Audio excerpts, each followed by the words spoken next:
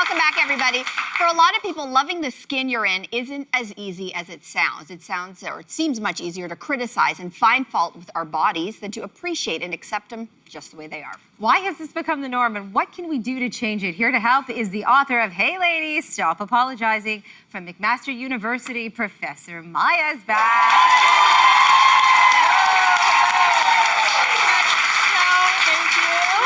Basics. What are the sorts of things that influence our body image? Yes, so our bodies are influenced by peers, family, media, and culture in general.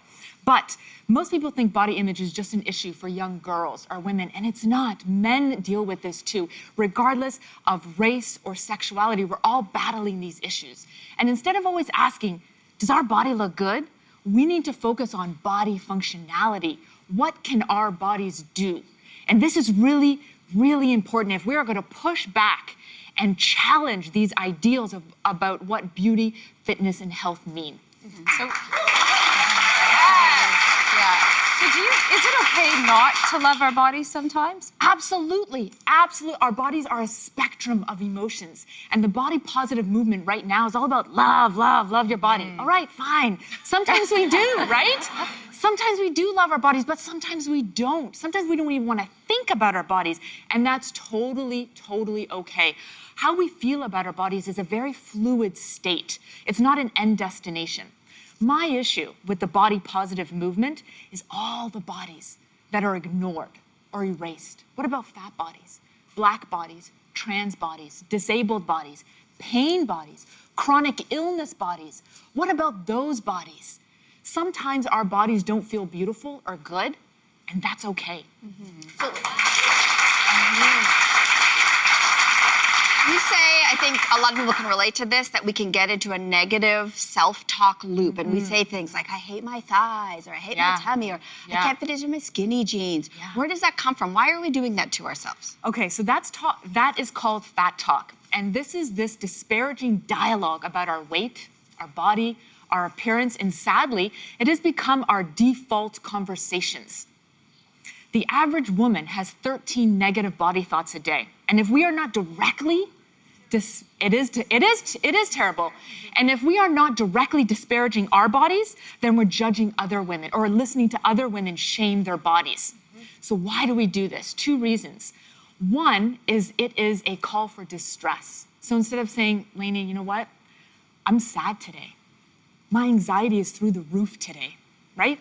Instead, don't you start crying, because then I'm gonna start crying. Because instead of saying that and leaning into the pain, we say, you know what? I'm having a bad body day. I feel gross today, right?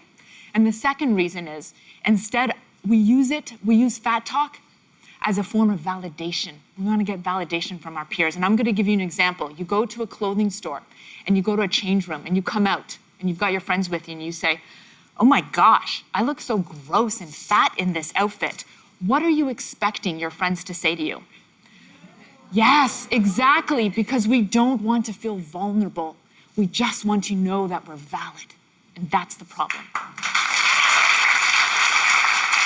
So you say that one of the consequences of all this negative body talk and body image is that it leads us to avoidance, meaning that we hold ourselves back from doing things, from trying things. Is that true? Absolutely. Negative body image leads to avoidance of experiences. So how many of us here have a family member, a friend, or maybe yourself, and you have avoided taking a picture because you didn't like the way you looked that day? Yeah. And so what happens? You're living from the neck up. You just want to blend in. You want to wear clothing that are 3 sizes too big. And you know what? One day you'll look back and there will be no recollection of your presence. Avoidance is erasure. Avoidance is isolation. And it can take the form of you not applying for that new job, not going on that blind date, not networking. Avoidance hurts us, right? And that's the problem. So let's say we're in we're in that space. Yeah. We're feeling, those voices come inside our head where we're looking in the mirror and we're saying awful things about ourselves. How do we stop that negative body talk? Okay, 2 tips. One is we have to practice greater self-compassion. Studies show that if you have more self-compassion, you are more likely to be empathetic to other bodies. So if you are practicing empathy and kindness every day for yourself, you will see the beauty and the humanity in all bodies. So I want everybody, yes. I want everybody to be kind. Be kind to your bodies. Every single day you choose you. And the second tip is no body talk zone. Have a no fat talk zone at work, in the office, with family or friends. And if somebody comes to you with their body shame or their body hatred, you say, hold up, we're not doing that today. Let's talk about our pain. Let's talk about our emotions. Let's talk about our jobs, our hobbies. Let's connect. Let's look at each other and actually connect with each other. That is what I want.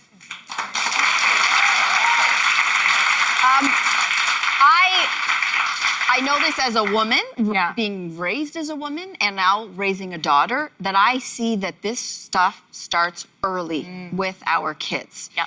And there is a no body talk zone in my house. We don't talk about body other Good. than function and health. Yeah. And I also posted on Facebook many moons ago the 7 things you should say to a girl that are not about her looks. Yes. I do believe this starts young. So what can you tell parents about what they can do to start to, I call it inoculating my daughter Yeah. from the tsunami of body talk that's about to come her way. Yes. What do you think parents should do? Children are not born hating their bodies.